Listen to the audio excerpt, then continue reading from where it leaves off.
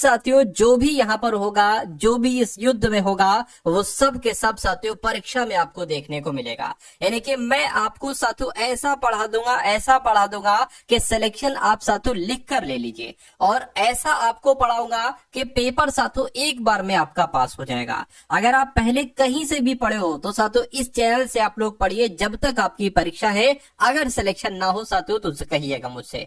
तो साथियों सभी के सभी यहाँ पर इंपॉर्टेंट क्वेश्चंस लिए हैं। सबसे पहले सामान्य ज्ञान होगी, फिर करंट अफेयर होगी, फिर रीजनिंग होगी, फिर मैथ होगी। यानी कि आपके रियल एग्जाम में जहां जहां से जिन जिन टॉपिक से क्वेश्चंस लिए जाएंगे उन सभी टॉपिक्स के सभी इंपॉर्टेंट क्वेश्चन साथियों आज के इस वीडियो में आप लोग देखेंगे। तो साथियों अगर आपने तय कर लिया है कि इस बार सिलेक्शन आपको लेना ही लेना है तो इन सभी सवालों को आप देखिएगा। तो पहला सवाल आपकी स्क्रीन पर है, कह रहे कि हिट रिफ्रेश नामक पुस्तक के लेखक कौन है। बहुत इंपॉर्टेंट क्वेश्चन है।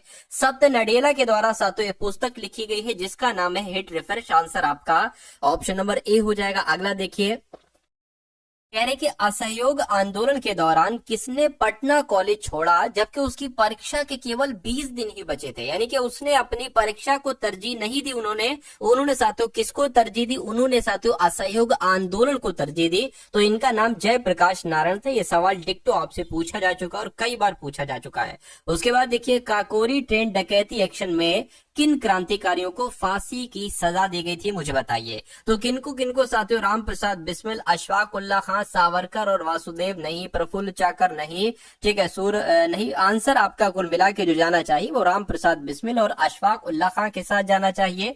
अगला सवाल आपकी स्क्रीन पर, कह रहे पृथ्वी की भूमध्य रेखीय परिधि लगभग कितनी है। तो साथियों आप लोगों को मालूम होना चाहिए 40,075 किलोमीटर ही पृथ्वी की भूमध्य रेखीय परिधि है। अगला सवाल है, कह रहे 21 मार्च और 23 सितंबर को उच्चतम सूर्य तप प्राप्त होता है। तो किस पर प्राप्त होता है साथियों? भूमध्य रेखा पर प्राप्त होता है, ये भी आपको मालूम होना चाहिए। नेक्स्ट नंबर का सवाल है, कह रहे कि अंतरराष्ट्रीय चावल अनुसंधान संस्थान ये कहां पर स्थित है। तो साथियों जिनका भी आंसर यहां पर ऑप्शन नंबर डी के साथ है बिल्कुल करेक्ट हो जाएगा। यानी कि अंतरराष्ट्रीय चावल अनुसंधान संस्थान कहां पर है साथियों? मनीला में है। उसके बाद देखिए, ये भी बहुत इंपॉर्टेंट क्वेश्चन है। कह रहे हैं कि साथियों विश्व का कॉफी पोर्ट किसे कहा जाता है। तो विश्व का कॉफी पोर्ट किसे कहा जाता है? सेंटोस को कहा जाता है। किसको? सेंटोस को ही साथियों विश्व का कॉफी पोर्ट कहा जाता है। अगला देखिए, कह रहे कि जो व्यक्ति के विदेश यात्रा के अधिकार को संरक्षण प्रदान करता है वो कौन सा अनुच्छेद है।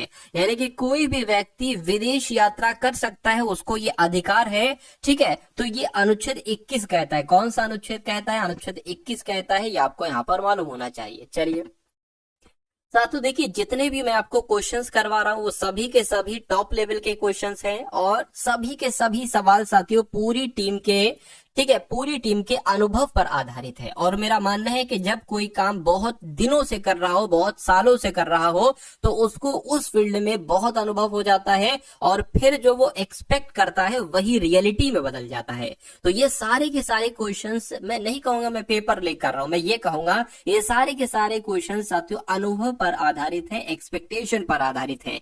लेकिन आप अपनी शिफ्ट में देखिएगा कि रियलिटी में साथियों ये बदल जाएंगे। यही सवाल देखिए, कहने के संविधान का जो अनुच्छेद 21 है इसके दायरे में क्या नहीं आता है, आपसे पूछा जा रहा है।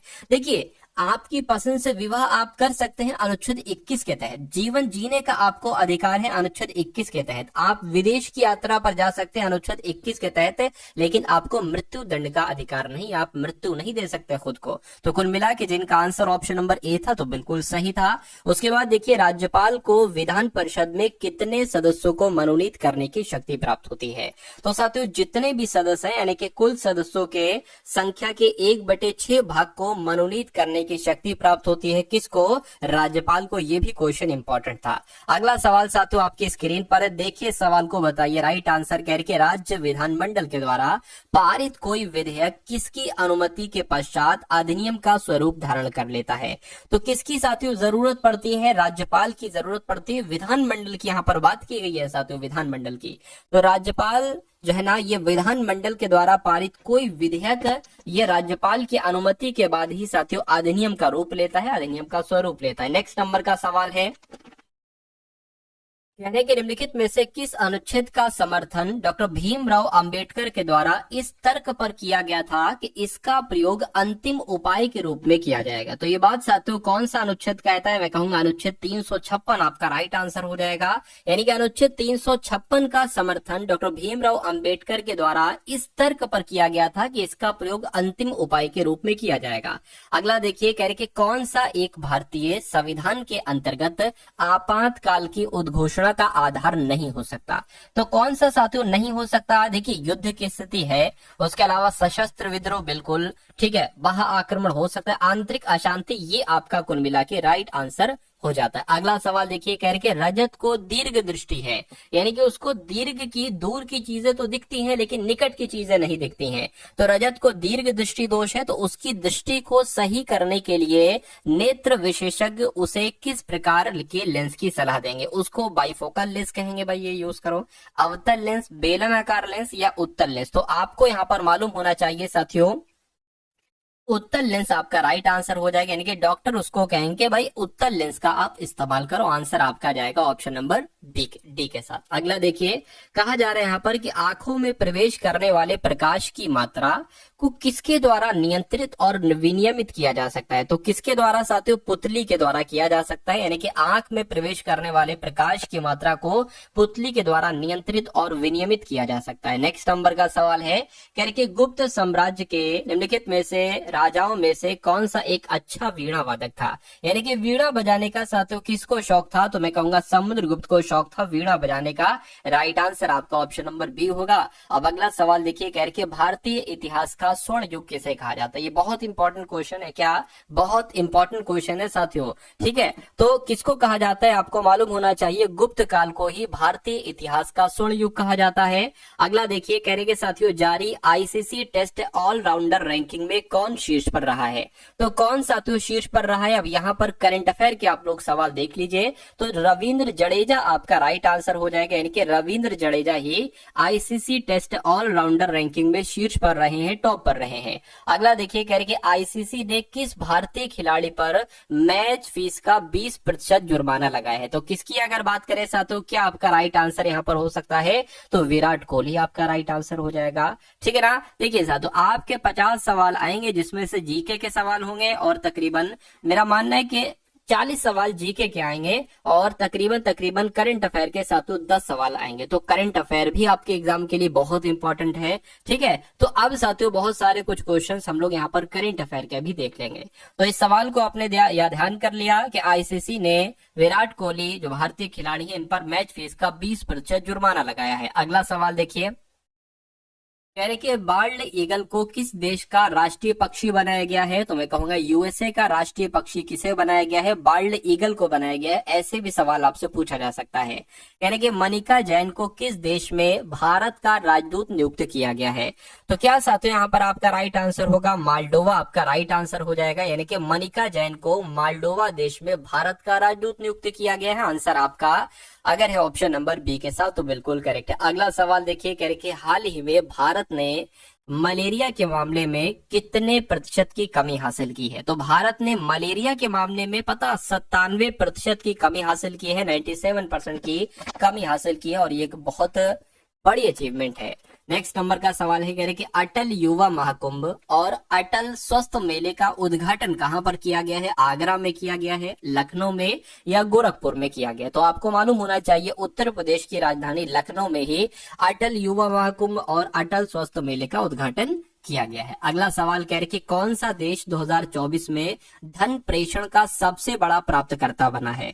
तो यहाँ पर अगर साथियों हम लोग बात करते हैं अपने भारत देश की बात चल रही है, यानी कि अपना भारत देश ही 2024 में धन प्रेषण का सबसे बड़ा प्राप्तकर्ता बना है। अगला देखिए, कह रहे कि वित्त मंत्रालय में राजस्व सचिव किसे नियुक्त किया गया है। तो वित्त मंत्रालय में साथियों राजस्व सचिव किसे नियुक्त किया गया है, अरुणिश चावला को किया गया। क्या वित्त मंत्रालय में राजस्व सचिव किसे नियुक्त किया गया, अरुणिश चावला को किया गया है। साथियों देखिए जो भी सवाल मैं आपको करवा रहा हूं, मेरा काम सिर्फ वो सवाल करवाना नहीं है, मेरा काम साथियों वो सवाल आपको याद कराना भी है। क्या याद कराना भी है, आपके मनोमस्तिष्क में वो सवाल स्टोर करना भी है, आपके मनोमस्तिष्क में वो सवाल फीड करना भी है, यानी कि ये सारा मेरा काम है। इसलिए पूरी जिम्मेदारी मेरी है। बस आपका एक काम है कि आप पूरे धैर्य के साथ, क्या साथियों, पूरे धैर्य के साथ और पूरे साथियों ध्यान के साथ इस वीडियो को वॉच करिए, क्योंकि आप जो देखते हो, आप जो सुनते हो, आप जो पढ़ते हो, वो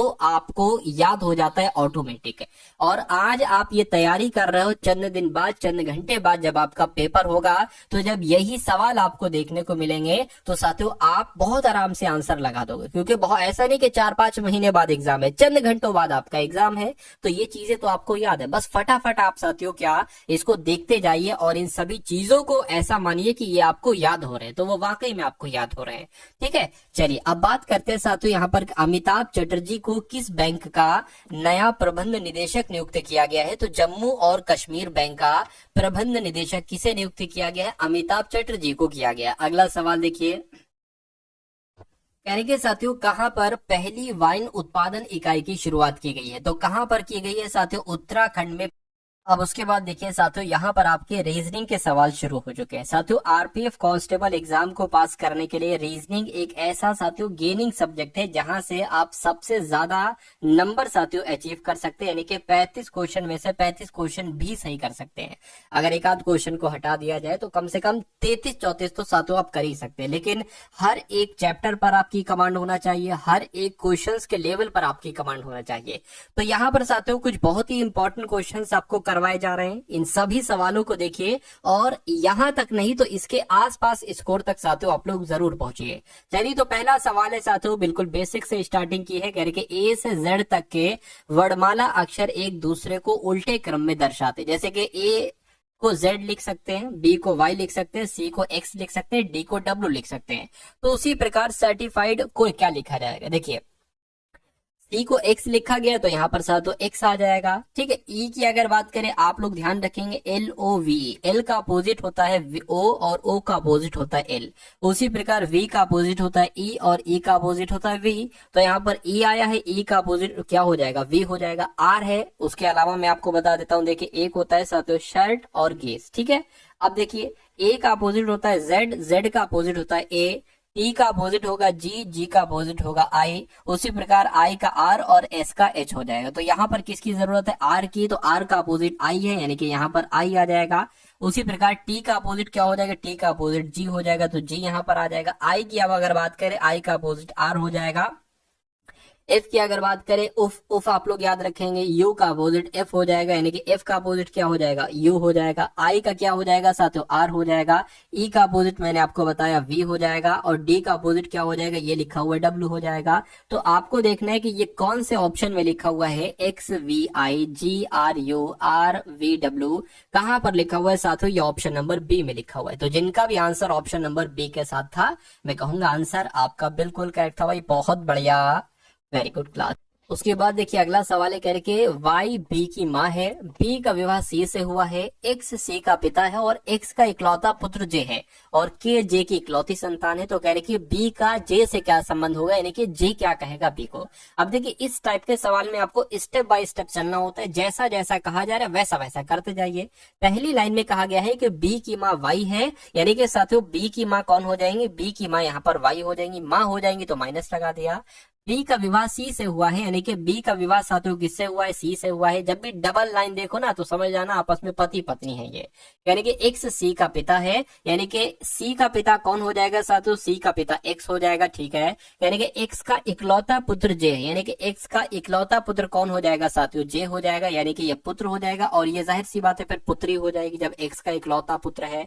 ठीक है, उसके बाद कहेंगे जे की इकलौती संतान के है, तो जे की इकलौती संतान कौन हो जाएगी साथियों? के हो जाएगी। तो कहने कि बी का जे से क्या संबंध, यानी कि जे क्या कहेगा बी को। देखिए ये कौन है? ये बहन है, ये बहन है, और बहन के पति को क्या कहा जाता है साथियों? बहन के पति को जीजा कहा जाता है। तो कुल मिला के जीजा कौन से ऑप्शन में है? तो ऑप्शन नंबर है डी वाले में भाई, बहुत बढ़िया, वेरी गुड क्लास। ठीक है ना, चलिए तो अब उसके बाद देखिए साथियों नेक्स्ट नंबर का सवाल आपकी स्क्रीन पर है, देखिए सवाल को और बताइए राइट आंसर क्या होगा। देखिए 1 है, 2 है, उसके बाद 3 है, उसके बाद 8 आ गया, उसके बाद 15 आ गया। आपको बताने कि अगले यहाँ पर कौन सा नंबर आएगा और उसके बाद 105 आना चाहिए और फिर साथियों 384 आना चाहिए। तो कुल मिला के यहाँ पर आपको बताने कि आखिर क्या लॉजिक लगा है।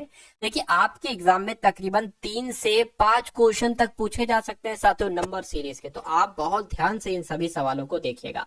यानी कि 1 से 2 हुआ है भैया, कैसे 2 से 3 हुआ है तो 1 यहाँ पर बढ़ा है, लेकिन फिर 8 हो गया, फिर 15 हो गया। ठीक है, तो देखिए यहां पर मुझे एक चीज नजर आ रही कि अगर हम 1 से 3 बनाए और 3 से 5 बनाए तो हमें ये नजर आ रहा है कि अगर हम 1 की गुणा 3 से करें तो 3 बन जाएगा, 3 की गुणा अगर हम 5 से करें तो 15 बन जाएगा। उसी प्रकार अगर हम 2 की गुणा साथियों किससे करें, या यहां से चले अगर एक सेकेंड,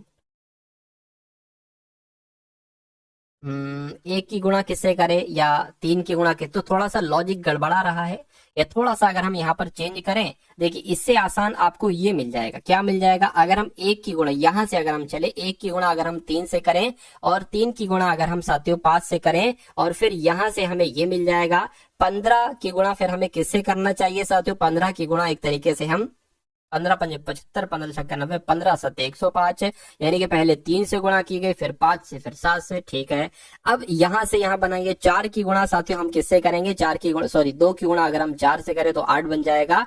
8 की गुणा अगर हम साथियों किससे करेंगे, अब आपको ये बताना है। चलिए, तो जाहिर सी बात है 2 बढ़ रहा है इसमें, तो 2 इसमें भी बढ़ेगा, यानी कि यहाँ पर 6 आ जाएगा। तो 8 की गुणा 6 से करिए, कितना आ जाएगा साथियों, 6 चंग 36, 6 42, 6 48, यानी कि 48 यहाँ पर आ जाना चाहिए। लेकिन अगर अब इसकी गुणा अगर हम 8 से करते हैं और 384 आ जाता है तो हमारा यही बिल्कुल सही जवाब हो जाएगा। 8 2 64 हो जाएगा, 4 32 हो जाएगा, 32 और 6 38 हो जाएगा। बिल्कुल साथियों 384 आ गया, यानी कि यहाँ पर 48 ही आएगा। और 48 कौन से ऑप्शन में है, ऑप्शन नंबर डी वाले में। बहुत बढ़िया, वेरी गुड क्लास। अब उसके बाद देखिए अगले नंबर का सवाल आपके स्क्रीन पर, ये बहुत अच्छा सवाल है साथियों, बहुत एक अच्छा कॉन्सेप्ट है ये सवाल का। क्या कहा जा रहा है, कह रहे कि एक महाविद्यालय में 45 विद्यार्थी इतिहास और मनोविज्ञान दोनों विषयों का अध्ययन करते हैं मिलाकर। क्या, उसके बाद लिखा हुआ है साथियों कि कुल मिलाकर होना चाहिए, कुल मिलाकर 22 विद्यार्थी इतिहास का अध्ययन करते हैं और 32 विद्यार्थी मनोविज्ञान पढ़ते हैं। 12 और विद्यार्थी हैं जो केवल भौतिकी का अध्ययन करते हैं। केवल इतिहास और केवल भौतिकी का अध्ययन करने वाले विद्यार्थियों की कुल संख्या कितनी होगी। अभी आपको ये सवाल थोड़ा कठिन लग रहा होगा, लेकिन अभी जब मैं आपको इसको समझाऊंगा ना तब देखिएगा ये आपके लिए सबसे आसान सवाल हो जाएगा। अब जो जो कहा जा रहा है वो करते जाइए। एक महाविद्यालय में 15 विद्यार्थी इतिहास पढ़ाते हैं और मनोविज्ञान दोनों, यानी कि इतिहास और मनोविज्ञान दोनों पढ़ाते हैं। तो ये मान लीजिए साथियों क्या हो जाएगा, ये मनोविज्ञान वाले छात्र इसके अंतर्गत आएंगे।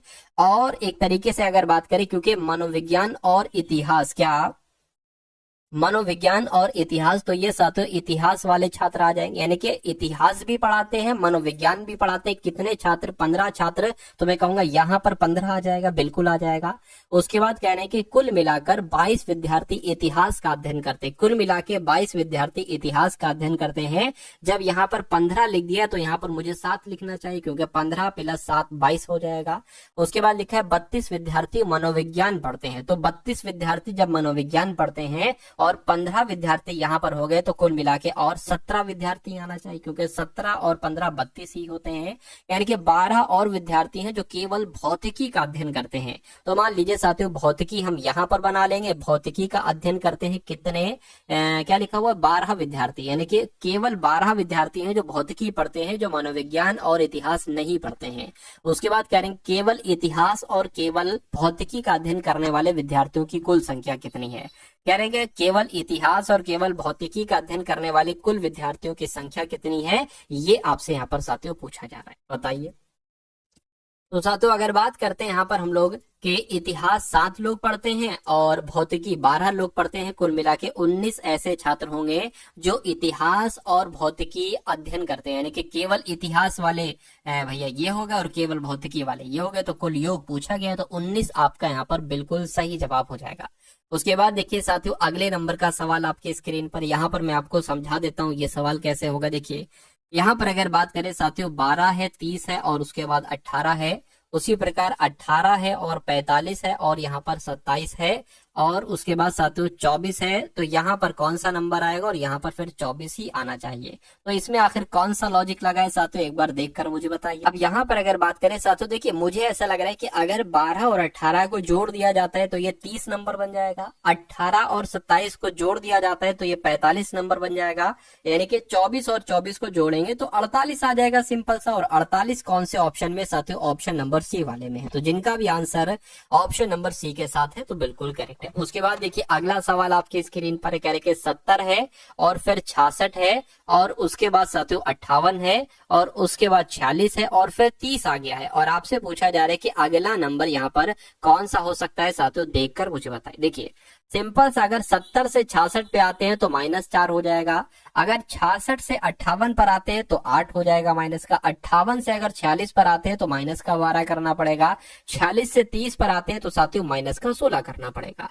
तो आप देखिए तो 4 का पहाड़ा बन गया, 4 एकम 4, 4 दूना 8, 4 तीन 12, 4 चौक 16, तो 4 पंजे 20, 20 यहाँ पर आपको घटाना पड़ेगा। तो जब 30 में से 20 घटाओगे तो 10 ही तो बचेगा। क्या 10 ऑप्शन में कहीं पर है? बिल्कुल ऑप्शन में है, ऑप्शन नंबर ए वाले में है, इसलिए सही जवाब अगर आपका है ऑप्शन नंबर ए के साथ तो बिल्कुल करेक्ट हो जाएगा। अगला सवाल आपकी स्क्रीन पर करके 5 व्यक्ति हैं ABCDE, एक पंक्ति में पश्चिम की ओर मुख करके बैठे। तो एक पंक्ति में पश्चिम की ओर अगर मुख करके बैठे होंगे 1 2 3 4 और 1 5, तो इन सब का मुख किस तरफ होगा? इस तरफ होगा साथियों, पश्चिम की तरफ। ठीक है, अब कहा जा रहा है कि ए और बी एक साथ बैठे हैं, कहीं पर बैठे होंगे एक साथ करके। सी दक्षिणी सिरे पर बैठा है, यानी कि सी की बात करें तो सी यहाँ पर बैठा है, और डी उत्तरी सिरे पर बैठा है, यानी कि डी यहाँ पर बैठा है। और उसके बाद कहेंगे बी और सी के बीच में कौन बैठा है? ई बैठा है। तो बी और सी के बीच में ई बैठा है, ये आपसे कुल मिला के कहा जा रहा है। तो सी यहाँ पर है, बी यहाँ पर होगा, बी और सी के बीच में कौन बैठ जाएगा? ई बैठ जाएगा। अब बचा ए, तो ए यहाँ पर आ जाएगा, A B C D E, पांचों के 5 बैठाल दिया आपने। कह रहे दक्षिण से क्या साथियों, दक्षिण से तीसरे स्थान पर कौन बैठा है? तो दक्षिण से तीसरे स्थान पर साथियों कौन बैठा है? 1 2 3, यानी कि बी बैठा है। तो कुल मिला के आपका राइट आंसर जो होना चाहिए वो ऑप्शन नंबर बी के साथ जाना चाहिए। चलिए भाई, उसके बाद देखिए साथियों नेक्स्ट नंबर का सवाल है, क्या कहा जा रहा है आपसे? कह रहे कि यदि पूर्व को पश्चिम कहा जाए। साथियों देखिए जो सवाल मैं आपको यहाँ पर करा रहा हूँ, पढ़ा रहा हूँ, समझा रहा हूँ, वही आपको देखने को मिले, क्योंकि पेपर कोई ऊपर से बन के नहीं आता है, पेपर एग्जामिनर बनाते हैं, और वही एग्जामिनर बनाते हैं साथियों जो पिछले अभी कुछ दिन पहले जो पेपर हुए हैं ना, बहुत सारे एग्जाम के, ठीक है, वो उसमें जिस टाइप के क्वेश्चंस पूछे जा रहे हैं वही क्वेश्चंस आते हैं, वो रिपीट करता है।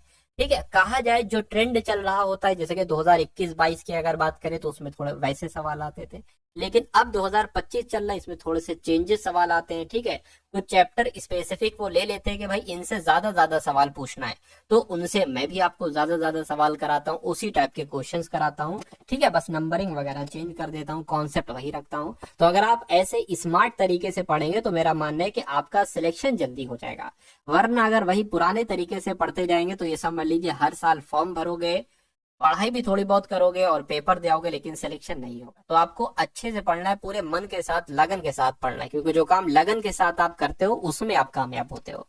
खैर, अब अगला सवाल देखिए, कह रहे कि पूर्व को पश्चिम कहा जाए, पश्चिम को उत्तर कहा जाए, उत्तर को दक्षिण कहा जाए, दक्षिण को उत्तर कहा जाए, तो भारत में सूर्योदय किस दिशा में होता है? भाई भारत में सूर्य उदय तो पूरब दिशा में होता है, लेकिन यहाँ पर पूर्व को क्या कहा गया है? यहाँ पर पूर्व को पश्चिम कहा गया है, तो हमारा जवाब जो होगा वो पश्चिम हो जाएगा।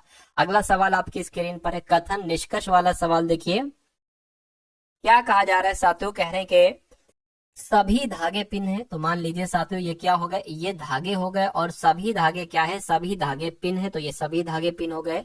कुछ पिन कुशन है, मान लीजिए इतने पिन क्या हो गए? इतने पिन साथियों कुशन हो गए। ठीक है, अब निष्कर्ष पढ़िए और बताइए। कह रहे कि कुछ कुशन पिन है, कुछ कुशन पिन है, इतने कुशन पिन हो जाएंगे, ये बात बिल्कुल सही है। कुछ पिन धागे हैं, कुछ पिन धागे हैं, बिल्कुल इतने पिन धागे हैं, ये बात भी बिल्कुल सही हो जाएगा। यानी कि निष्कर्ष 1 और 2 दोनों अनुसरण करता है। आंसर आपका ऑप्शन नंबर डी के साथ ही जाएगा। अब उसके बाद देखिए साथियों नेक्स्ट नंबर का सवाल है, कह रहे कि 6 दोस्त एक गोल मेज के गोल घेरे में इसके केंद्र की ओर मुंह करके एक दूसरे से समान दूरी पर बैठे हैं, यानी कि एक गोल मेज है और 6 लोग बैठे हैं, 1 2 3 4 5 और 1 6 लोग बैठे हैं। ठीक है, अब उसके बाद कहा जा रहा है कि दिराज प्रमोद और पार्थिव के बीच में बैठा है, प्रियांशु मुकुंद और लाया के बीच में बैठा है। प्रमोद और मुकुंद एक दूसरे के सामने बैठे हैं, प्रमोद के बाएं बाएं और बगल में लाया बैठी है। तो देखिए, अगर मान लीजिए साथियों प्रमोद को आप कहीं पर भी बैठा दीजिए, प्रमोद को साथियों मान लीजिए अगर आप यहां पर बैठा दें, तो पहली बात कहा गया है कि प्रमोद के कहा गया प्रमोद के बाएं और बगल में लाया बैठी, यानी कि लाया यहां पर बैठेंगी। और उससे पहले कहा गया था, किधर गया वो, प्रमोद और मुकुंद एक दूसरे के सामने बैठे, यानी कि प्रमोद और मुकुंद एक दूसरे के सामने बैठे, तो प्रमोद अगर वहां बैठा है तो मुकुंद यहां पर बैठा होगा। ठीक है, अब एक बार सवाल को दोबारा से पढ़िए, करके दिराज जो है ना ये प्रमोद और पार्थिव के बीच में है, प्रमोद और पार्थिव। अब देखिए, पार्थिव अगर हम यहाँ पर रखते हैं तो दिराज बीच में नहीं आ पाएगा, लाया बीच में आ जाएंगे। अगर हम साथियों प्रमोद यहाँ पर बैठा, प्रमोद तो यहीं पर बैठा हुआ, प्रमोद यहाँ पर और पार्थिव यहाँ पर अगर हम बैठा ले तो बीच में कौन आ जाएगा, दिराज आ जाएगा बहुत आराम से। तो साथियों ये हो जाएगा। उसके बाद कहने के प्रियांशु मुकुंद और लाया के बीच में बैठा है, प्रियांशु जो है ना ये मुकुंद और लाया के बीच में बैठा है, यानी कि प्रियांशु यहाँ पर बैठ जाएगा। ठीक है, अब क्या सब कुछ हो गया। कह के पार्थिव के बाईं और बगल में कौन बैठा है, तो पार्थिव किधर गया, पार्थिव के बाईं और बगल में दिराज बैठा है। तो दिराज आपका यहाँ पर साथियों बिल्कुल करेक्ट आंसर हो जाएगा। ठीक है ना। चलिए अब उसके बाद देखिए अगला सवाल आपकी स्क्रीन पर है। साथियों अगर वीडियो को आपने अभी तक लाइक नहीं किया तो रिक्वेस्ट मैं आपसे करूंगा वीडियो को आप लोग लाइक कर दीजिए, और अगर आप लोग चैनल पर नए हो और आपने अभी तक चैनल को सब्सक्राइब नहीं किया तो रिक्वेस्ट ये भी आपसे है कि चैनल को भी आप लोग जरूर साथियों सब्सक्राइब कर दीजिए, क्योंकि आरपीएफ कांस्टेबल के पेपर को क्रैक करवाना ये मेरी जिद है, और मैं अपनी अगर साथियों जिद पे अड़ गया हूं तो ये जिद मैं पूरी भी करके रहूंगा। मुझे ज्यादा से ज्यादा सिलेक्शन चाहिए है आप लोगों के जरिए से। अब आप पढ़ोगे अच्छे तरीके से तो आपका सिलेक्शन हो जाएगा, कोई बाजू वाला पढ़ेगा तो उसका हो जाएगा। इसलिए मैं कहूंगा साथियों आपका सिलेक्शन हो जाए, बहुत मेहनत के साथ पढ़िए, मौका अच्छा है, वैकेंसी अच्छी है। ठीक है, किसी संख्या के और आरपीएफ कांस्टेबल की एक अच्छी पोस्ट होती है, 8 घंटे की ड्यूटी होती है, इसमें वो वाला नहीं है जो पुलिस वगैरह। ठीक है, 12-12 किसी भी समय आपकी ड्यूटी होगी 8 घंटे की, बहुत सुकून की जॉब, आपको सिर्फ स्टेशन पे जॉब करना होगी। ठीक है, अच्छी जॉब है कुल मिला के। अब देखिए अगला सवाल क्या है, किसी संख्या के 40% और उसी संख्या के 30% का अंतर कितना है साथियों, 70 है। तो वो संख्या आपको साथियों यहाँ पर ज्ञात करनी है। ठीक है ना। अब यहाँ पर देखिए सवाल बहुत अच्छा है, किसी संख्या मान लीजिए, वो संख्या हम क्या मान लेते हैं, वो संख्या हम यहाँ पर x मान लेते हैं। तो कह रहे हैं कि अगर वो संख्या के 40%, क्या वो संख्या के 40%, ठीक है, और उसी संख्या का 30% का अंतर, देखिए इसी संख्या के 40% और उसी संख्या के 30%, ठीक है ना, उसी संख्या के 30% का अंतर, उसी संख्या के 30% का अंतर कितना दे रखा है साथियों, 70 दे रखा है। अब यहाँ पर अगर हम लोग बात करें साथियों, देखिए अब यहाँ पर भी प्लस में x आ जाएगा और यहाँ पर भी साथियों क्या प्लस में x आ जाएगा, ये अलग हो जाएगा और ये अलग हो जाएगा, इन दोनों का अंतर है 70। कभी भी अगर सवाल इस टाइप से आए, कैसे है कि भैया किसी संख्या के 40%, तो इस संख्या के 40%, ठीक है, वो इसमें जोड़ोगे भी तो, अरे भाई वो असल में भी तो जोड़ोगे। जैसे कि मैं आपसे ये कहूं कि भाई 100 रुपए का 20%, ठीक है, तो 100 रुपए का 20% 20 हो जाएगा। ठीक है, तो अगर मैं कुल वैल्यू पूछूं कि 100 रुपए का 20% कितना होगा वो भी बताओ, और जो पिछली वैल्यू थी वो भी बताओ, तो 100 भी तो बताओगे तो 120 ही तो बताओगे कुल मिला के। ठीक है ना, तो इसलिए ये मैंने यहाँ पर x रखा है, इसको थोड़ा ध्यान रखेंगे।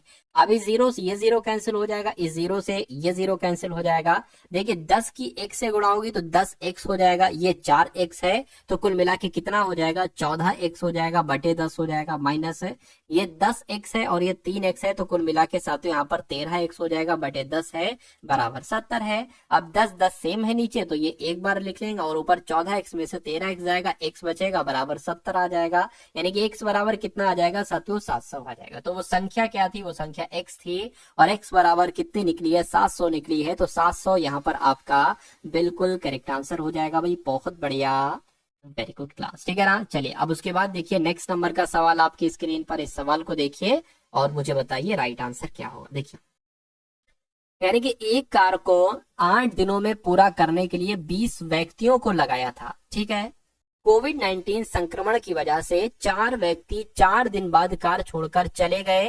कार छोड़कर चले कार को, क्या लिखा हुआ यहाँ पर,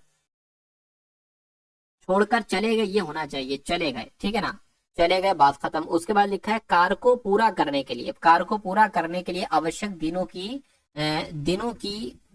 दिनों की कुल संख्या कितनी होगी। अच्छा, ये गए जो था वो यहाँ पर आ गया खिसक के, यानी कोई दिक्कत नहीं। अब यहाँ पर अगर हम लोग बात करें, यानी कि एक कार को 8 दिन में पूरा करने के लिए 20 व्यक्तियों को लगाया गया, 8 दिन में पूरा करने के लिए 20 व्यक्तियों को लगाया गया। कहने कि अब इसमें होता क्या है, देखिए कहने के कुछ कोविड-19 हो गई, उसकी वजह से 4 व्यक्ति 4 दिन बाद कार छोड़कर चले गए। 4 व्यक्ति 4, देखिए 4 दिन तक काम होता गया होगा, 8, ठीक है, 4 दिन तक 20 व्यक्ति कार्य करते रहे होंगे। अरे भाई 8 दिन तक 20 लोगों ने काम किया, 8 लोगों ने, ठीक है, मतलब 8 दिन तक 20 लोगों ने काम किया, तो ये 20 लोग 4 दिन तक तो काम करते रहोगे ना। फिर उसके बाद क्या होता है, 4 व्यक्ति छोड़कर चले जाते हैं, यानी कि अब 16 व्यक्ति बचते हैं, और कहने के कार छोड़कर चले जाते हैं। तो अब कितने दिनों की आवश्यकता होगी काम को पूरा करने के लिए, मैं कहूंगा x दिनों की आवश्यकता होगी। बस आपको इसको कैलकुलेट करना और x का मान साथियों आपको निकाल लेना है। चलिए, तो ये कितना हो जाएगा, 160 हो जाएगा, बराबर ये कितना हो जाएगा, ये आपका 80 हो जाएगा, प्लस आपका ये 16x हो जाएगा, ठीक है। अब 160 इधर है, 80 उधर जाएगा, माइनस का हो जाएगा, 160 में से 80 जाएगा तो 80 बचेगा, बराबर 16x हो गया। x बराबर क्या हो जाएगा साथियों, 80/16 हो जाएगा, 16 कम 16, 16 पंजे यहाँ पर कितने हो जाएंगे, 80 हो जाएंगे, ठीक है ना। 80, तो कुल मिला के x बराबर कितना निकल आएगा, 5 दिन निकल आएगा, 5 दिन निकल आएगा साथियों। ये बात आपको क्लियर है, कहिए बिल्कुल क्लियर है। तो साथियों कहने के कार को पूरा करने के लिए कुल आवश्यक दिनों की संख्या कितनी होगी, कुल आवश्यक दिनों की साथियों संख्या कितनी होगी, 4 दिन तो ये थे, ठीक है, और 5 दिन ये निकले हैं, तो कुल मिला के 5 दिन और 4 दिन यानी कि कुल मिला के 9 दिन आवश्यक दिनों की संख्या होगी। तो 9 आपका यहाँ पर राइट आंसर होगा। मैंने यहाँ पर ये कह दिया था कि x को निकाल लीजिए काम हो जाएगा, नहीं, ये तो दिन बताओ, क्योंकि कुल दिनों की संख्या पूछी जा रही है ना। ये भी सवाल को भी तो देखिए, यहाँ पर अगर ऐसे पूछा जाता कि भैया जो फिर बाकी के जो लोग बचे हुए हैं 16 व्यक्ति, वो कितने दिन में इसको कर पाएंगे, अगर ऐसा पूछा जाता तो साथियों वहां पर आंसर 5 हो जाता। लेकिन कुल संख्या पूछी गई है तो साथियों आंसर आपका 9 दिन ही हो जाएगा, ठीक है ना। चलिए, अब उसके बाद देखिए अगले नंबर का सवाल आपकी स्क्रीन पर है। अब इस सवाल को साथियों आप लोग देखिए और मुझे बता दीजिए कि आपका राइट आंसर यहाँ पर क्या हो सकता है। इसको मैं थोड़ा बड़ा कर दूं क्या, इसको थोड़ा बड़ा कर देता हूं मैं, देखिए एक सेकेंड, इसको मैं थोड़ा साथियों बड़ा कर देता हूँ यहाँ पर, एक सेकेंड रुकिए, देखिए हाँ, ये अब आपको साथियों अच्छे से दिख रहा है ना, ठीक है, क्लियरली दिख रहा है। चलिए कोई दिक्कत नहीं, क्लियरली दिख रहा होगा। अब इसको आपको सॉल्व करना है, हम इसको थोड़ा सा शॉर्ट तरीके से सॉल्व करेंगे, ठीक है। देखिए 3/4 है गुणा 1 सही 1/2 है, तो सबसे पहले आप इसको सॉल्व कर लो, 3/4 ये लिख लो, इसको सॉल्व करोगे 1 सही 1/2 को, 2 एकम 2, 2 और 1 3/2 आ जाएगा, यानी कि गुणा 3 यहाँ पर 2 आ गया। अब देखिए यहाँ पर भाग है और ये आया क्या है, 4 दूना 8, 8 और 1 9/4 आ जाएगा। लेकिन यहाँ पर भाग है, रूल ये कहता है भाग को गुणा में बदल दो और जो यहाँ पर हो ना उसको अल्टा पलटी कर दो। इसके 4 दूना 8 और 1 9/4 आया है ना, तो आप 4/9 लिख दो, यहाँ पर 4/9 लिख दो, ठीक है। उसके बाद प्लस, और ये देखिए 5 दूना 10 और 1 11, 11 यहाँ पर 2 आ जाएगा, और भाग आ गया यहाँ पर, भाग आ गया यहाँ पर 3 दूना 3 3 9 और 11, 11 ठीक है 11/3 हो गया। ये ऑफ को गुणा में बदल लेंगे आप, ठीक है, और 2 यहाँ पर 5 आ जाएगा।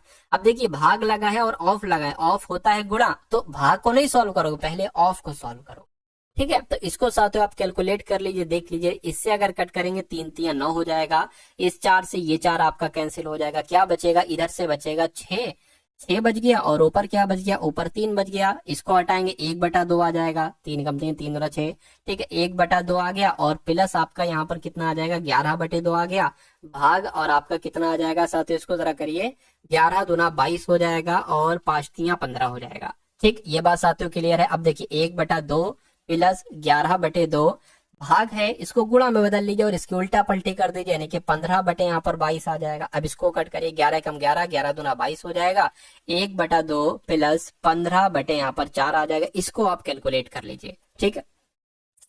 इसको कैसे कैलकुलेट करोगे, 4 एकम 4, 4 एकम 4 प्लस 15 दूना 30, और ये क्या आ जाएगा, ये आपका 4 दूना 8 आ जाएगा, ठीक, अब इन सबको हटा दीजिए। ऊपर की जो वैल्यू थी वो आपके सामने यहाँ पर आ चुकी है, ऊपर की वैल्यू आपके सामने आ चुकी है। ठीक है, ये 34/8 हो जाएगा। अब इसके नीचे वाले को, इस पूरे को सॉल्व कर लीजिए, क्या आता है देखिए, 4/5 लिखा हुआ है। ठीक है, ये अब गुणा लगा दीजिए आप, और ये 7 दूना 14, एक 15, 15/2 हो जाएगा, और फिर भाग 3/4 हो जाएगा। ठीक है, ऑफ लगा तो पहले ये सॉल्व होगा। इसको अगर कट करें तिया आ जाएगा। ठीक, इसको कट करेंगे दूना आ जाएगा, 3 दूना 6, यानी कि 6/1 आ गया। गुणा बदल लीजिए, इसको 4/3 कर दीजिए।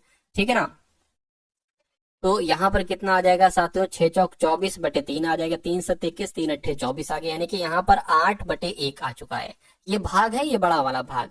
ठीक है, 34/8 यहाँ पर आ गया, और इस भाग को हम गुणा में बदल लेंगे, और 8/1 है ना, तो 1/8 यहाँ पर हम कर लेंगे। तो ये कितना आ जाएगा साथियों, 34/64 यहाँ पर आ जाएगा। और 34/64 कहाँ पर लिखा हुआ है? अच्छा, इसको थोड़ा सा कट करें, देखिए शायद आंसर हमें मिल जाए। थोड़ा कट करिए।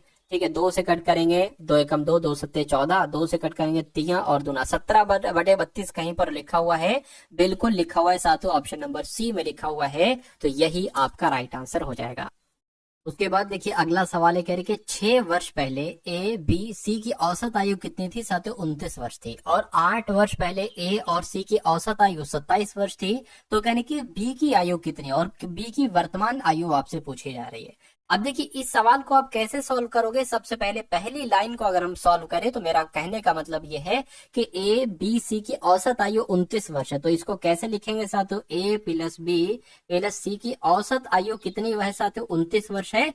तो ये औसत आयु बनेगी ऐसे करके, जब आप तीनों के योग को 3 से भाग देंगे जितने लोग हैं, तब साथियों ये है। अगर आप कहेंगे कि ए और बी और सी की आयु का कुल मिला के योग कितना होगा, तो 29 की गुणा आपको इस 3 से करना पड़ेगी, ये हो जाएगा। तो कुल मिला के अगर बात करें यहाँ पर साथियों, 9 तिया 27 हो जाएगा, 3 दूना 6 7 8, यानी कि अगर मैं आपसे पूछूं कि ए प्लस बी प्लस सी की कुल आयु का योग कितना है, और वर्तमान तो नहीं निकलेगी, ये साथियों 6 वर्ष पहले की निकल आई है। यानी कि 6 वर्ष पहले ए बी और सी की कुल आयु का योग कितना था? 87 था। अब अगर आप चाहते हैं कि वर्तमान आयु इनकी ज्ञात करना, तो ये तो 6 वर्ष पहले की आयु थी। ए में 6 प्लस करो, बी में 6 प्लस करो, सी में 6 प्लस करो, तो वर्तमान आयु निकल आएगी। यानी कि 6 तिया 18, तो अगर 87 में आप 18 जोड़ दोगे, तो ए और बी और सी की वर्तमान आयु आपको मालूम पड़ जाएगी। तो साथियों कर लीजिए, यानी कि 105 क्या हो जाएगी? ये तीनों की वर्तमान आयु का योग हो जाएगा। अब उसी प्रकार अगर हम ए और सी की बात करें कि ए और सी की आयु का योग देखिए 27 है। 27 की अगर आप 2 से गुणा करें, क्योंकि 2 लोग हैं, तो ये कितने हो जाएंगे सातों? 54। ये निकलेगी 8 वर्ष पहले की आयु का योग। ठीक है, लेकिन अगर आप इनकी वर्तमान आयु निकालना चाहते हैं, तो 8 इसमें प्लस कीजिए, 8 इसमें प्लस कीजिए, यानी कि इसमें 16 प्लस कर दीजिए, तो कितनी निकल आएगी साथियों? ए और सी की वर्तमान आयु का योग ये 10 हो जाएगा, और ये 6 7 70 आ जाएगी। ठीक है, और तीनों की आयु का योग कितना था? ए प्लस बी प्लस सी की वर्तमान आयु का योग 105 था। तो अब देखिए यहाँ पर अगर बात करें, यहाँ पर ए सी है और यहाँ पर ए बी सी है, तो अगर 105 में से 70 घटाओगे, तो वो बी की आयु निकल आएगी। यानी कि 35 वर्ष किसकी आयु हो जाएगी साथियों? बी की आयु हो जाएगी, और यही आपका बिल्कुल करेक्ट आंसर हो जाएगा। और पूछा भी यही गया था कि बी की वर्तमान आयु कितनी, तो 35 वर्ष है। अगला सवाल देखिए आपकी स्क्रीन पर है। इस सवाल को देखिए साथियों और बताइए राइट आंसर क्या है। करके बिक्री कर सहित किसी वस्तु का विक्रय मूल्य 772.8 रुपए है, वस्तु का क्रय मूल्य 600 रुपए है। यदि दुकानदार ने 15% का लाभ कमाया, तो बिक्री कर की दर कितनी है?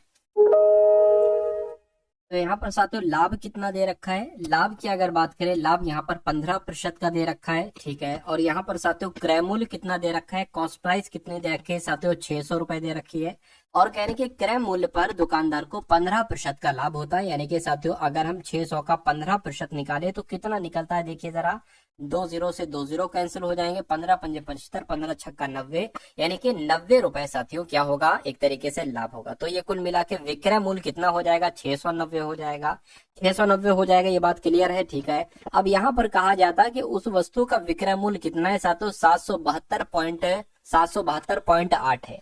तो बिक्री की दर क्या है? तो साथियों 772 में से 690 घटाओगे, वही बिक्री की दर एक तरीके से निकल आएगी। तो कितनी साथियों? 772 में से 772.8 में से आप 690 को जरा घटाइए। ठीक है, तो यहाँ पर 8 आ जाएगा, यहाँ पर 2 आ जाएगा, और यहाँ पर कितना आ जाएगा साथियों बताइए।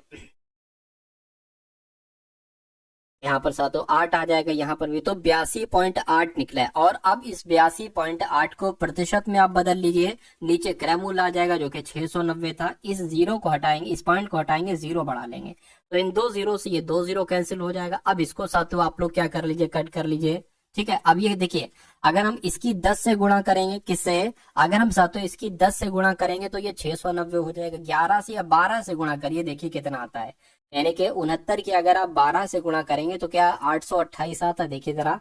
9 दूना 18 हो जाएगा, 6 दूना 12 और 1 13 हो जाएगा, और ये 69 आ जाएगा यहाँ पर, और यहाँ पर क्या आ जाएगा, 8 आ गया, और ये 12 आ गया, और ये 8, यानी कि बिल्कुल साथ 69 एकम 69, और 69 की 12 से करोगे तो 828 आएगा।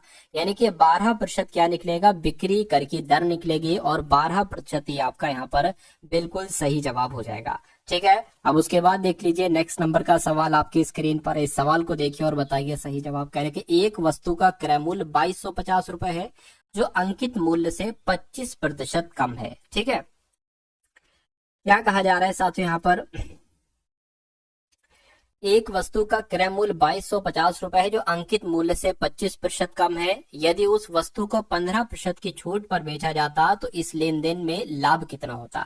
यानी कि कुल मिला के साथियों ये 75% है, 25% कम है, यानी कि ये 75% है क्या, 2250। अब 100% की वैल्यू साथियों कैसे निकालोगे ये भी मैं आपको बता देता हूँ। 100 से गुणा करा लीजिए, नीचे यहाँ पर 75 आ जाएगा, 25 तिया और 25 चौक आ जाएगा, 3 एकम 3 7 21, 3 पंजे 15, जीरो आ गया।